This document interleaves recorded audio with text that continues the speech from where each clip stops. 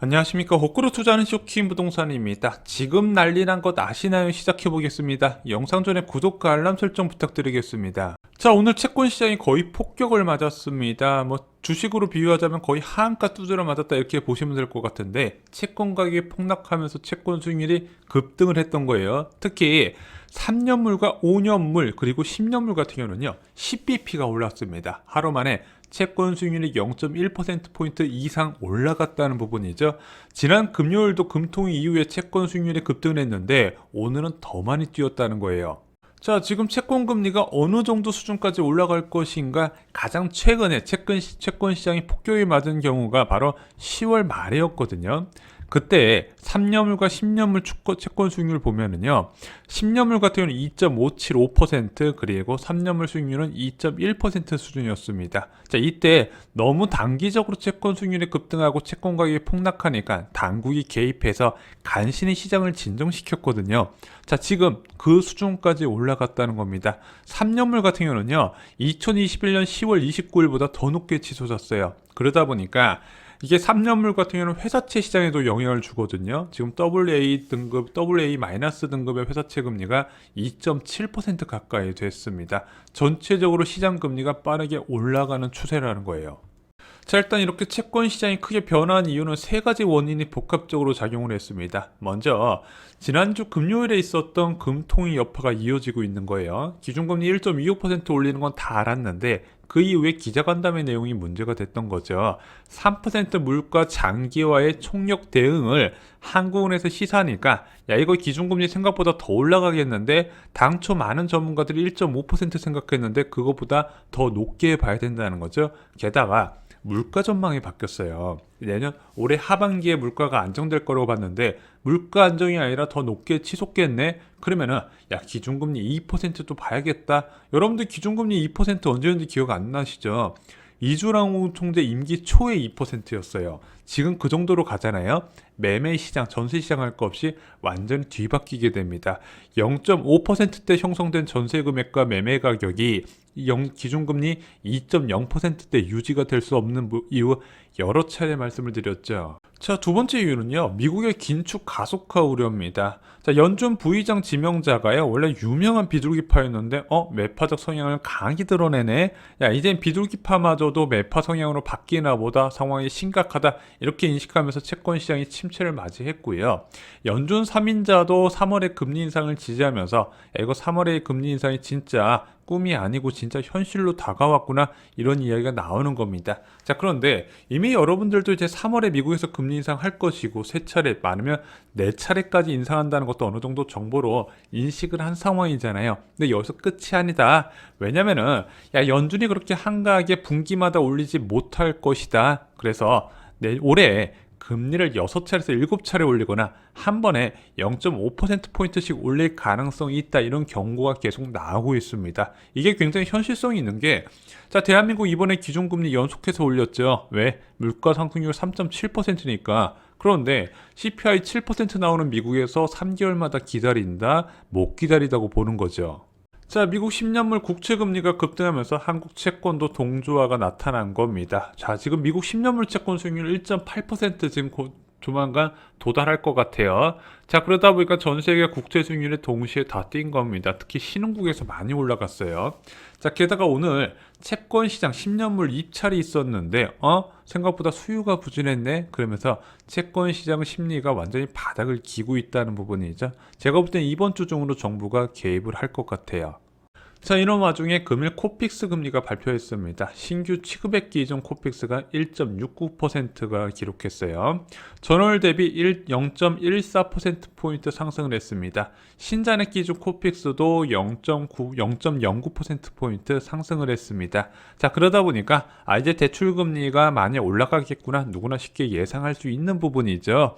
자, 제일 먼저 전세자금 대출 금리 상승 소식이 들려왔습니다. 4대 은행이 전세자금 대출 금리를 3.47에서 4.87%에 맞춰놨다고 합니다. 야, 이거 3.47도요. 실질적으로 공적 보증이에요. 그런데 이 공적 보증 말고 서울의 고가 전세에 들어가는 사적 보증은 지금 대출 금리가 3%, 3.78% 봐야 되거든요. 야, 5억 대출 받았으면 월 이자가 158만 원이나 된다는 겁니다. 이게 2020년 하반기에는요, 70만 원대였어요. 2배 이상 올라갔다는 부분이죠. 그러다 보니까 지금 고가 전세 중심으로 세입자 구하기 어렵다는 얘기가 계속 나오고 있는 겁니다. 자, 기준금리 인상에 따른 예금금리 상승 소식도 빨라지고 있습니다. 금리 올리자마자 신한은행과 우리은행이 금리를 올렸고요. 오늘 하나은행도 예금금리 인상 계획을 발표했습니다. 0.3%포인트 올린다고 하네요. 그래서 지금 우리은행 예금금리가 1.7%까지 올라갔습니다. 제2저축은행 같은 경우는 2.78%까지 얘기가 나오는데 부동산 시장에 영향을 주는 예금금리는 1금융권의 예금금리라고 말씀드렸습니다. 특히 4대 은행의 예금금리가 중요한데 아직까지는 2%에 좀 못 미달하죠. 자, 그래서 한 번 정도는 금리는 더 올려야 된다는 말씀을 드렸습니다. 자, 근데 여러분들이 아시다시피 은행들이 기준금리 올린다고 이렇게 예금금리 빨리 안 올리거든요. 한 2주 정도 지난 시점에서 서로 눈치 보면서 조금씩 올렸는데 최근에 금융감독원에서 은행의 과도한 예대 마진에 대해서 경고를 강하게 하고 있거든요. 그러다 보니까 지금 총알처럼 예금금리를 올리고 있습니다. 자, 예금금리가 올라간다는 건 또 다른 의미가 있다 말씀드렸죠. 바로 전세 공급의 증가를 의미합니다. 자, 대출금리 상승으로 수요가 감소하고 있는데 공급이 증가한다는 부분이죠. 그래서 거주 여건이 취약한 재건축 빌라 오피스텔의 전세 불안 조짐이 확산될 것이라고 말씀드렸습니다. 지금 그것을 증명이라도 하듯이 오늘 기사가 나왔어요. 중개사들도 집값과 전세값 안 오른다. 18개월 만에 상승해서 보합으로 주택전세 시장 소비 심리 지수를 발표를 했습니다. 그래서 지금 수도권 같은 경우는 97.5까지 큰 폭의 하락세를 나타냈습니다. 자, 그래서 재건축 빌라 오피스텔 앞으로 전세 상품이 굉장히 위험하고요. 기준금리가 1.5%가 되면서 일반 아파트 전세 시장도 하락세가 확산될 거라고 말씀을 드렸습니다.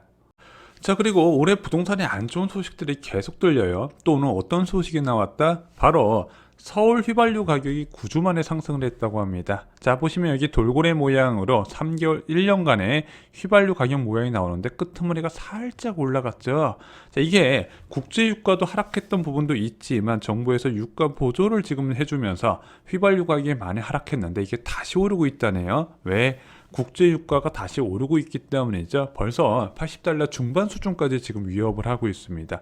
올해 내에 100달러 시대가 온다 그랬어요. 그래서 저희가 계속 말씀드렸던 게, 자, 2021년에 유가 70불, 그리고 올해 유가 90불, 그리고 내년에 유가가 110불이 되면 부동산은 망한다 말씀드렸는데 지금 그럴 확률이 굉장히 높아지고 있죠. 자, 여러분들 기준금리는 어디까지 올릴지 궁금하다면 물가를 봐야 되고, 물가가 어디까지 될지 궁금하다면 국제유가하고 환율을 보라고 말씀드렸습니다. 이걸 뭘 기준으로 봐야 된다? 1년 전과 비교를 해야 된다. 자, 그런데 1년 전에 국제유가 50달러 수준이었고 원달러 환율 1110원대 수준이었습니다. 그러면 지금 그것을 반영했을 때 계산해 보면 높은 물가 수준이 이어진다는 걸 쉽게 알 수가 있습니다. 여러분들 올해 기준금리 연내 2%까지 열어 놓으셔야 됩니다. 자, 가장 빠르게 반응하는 재건축은 이미 10% 가까이 하락을 했습니다. 자, 기존금리 인상 전에 전용 76제곱미터 음마아파트 매매 시세 24억 5천이었는데 자, 금리 올리고 나서 월요일 날 24억의 호가가 5천만 원 조정됐습니다.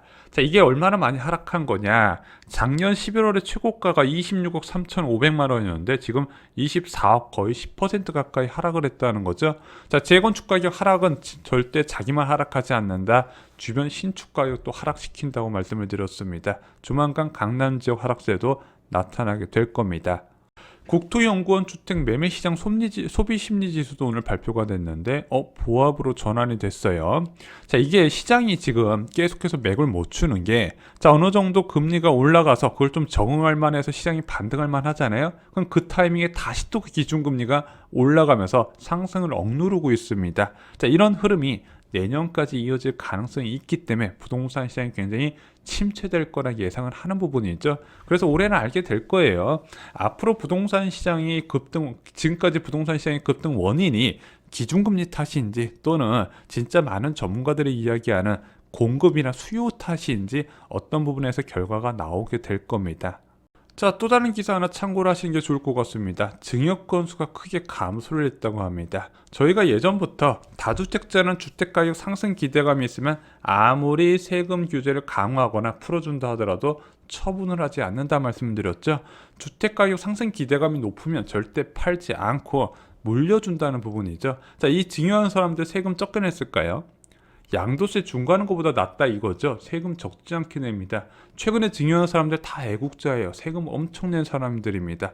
그럼에도 불구하고 증여한 거는 주택가격이 계속 오를 거란 기대감이 있었는데 그것이 줄어든다는 거는 다주택자도 안다는 거예요. 아, 이제 집값이 크게 올라가기 힘들고 오히려 떨어질 수도 있겠구나. 그래서 주택가격 상승 기대감이 없다면요, 처분해서 이익을 실현하려고 할 겁니다. 그래서 주택가격은 하락을 지속할수록 매물이 증가하게 돼 있어요. 자, 이제 10개월 정도 남았습니다. 지금 부동산 가격이 조정되고 있죠. 저는 지금이 그나마 질서 있는 하락세를 보이는 시기라고 생각합니다. 자, 부동산 가격은 이유가 있어야 떨어진다 말씀드렸죠. 진짜 급락은 이때부터라고 말씀드렸습니다. 하락해야 될 이유가 다 몰려있는 시기가 있다는 부분이죠. 공포는 이때부터이지만 공포의 다른 말은 기회라고 말씀을 드렸습니다. 자, 왜 위기는 기회로 봐야 될까요? 수도권 아파트 시장은 하락과 상승 흐름의 연속이었습니다. 자, 저희 쇼킹 부동산은 아파트 교과서에 보시면 부동산 버블이 붕괴되는 과정과 붕괴 이후 다시 반등하는 과정에서 자세하게 나와 있습니다. 두 번째가 더 중요해요. 하락하는 이유는 이제 다 아시죠? 그리고 이 반등하는 과정에서 투자의 원칙도 같이 포함이 되어 있습니다. 아파트 교과서 한 권이 지금 굉장히 큰 도움이 되실 겁니다. 이상으로 영상 마치겠습니다. 좋아요, 구독, 공유 꼭 부탁드립니다. 감사합니다.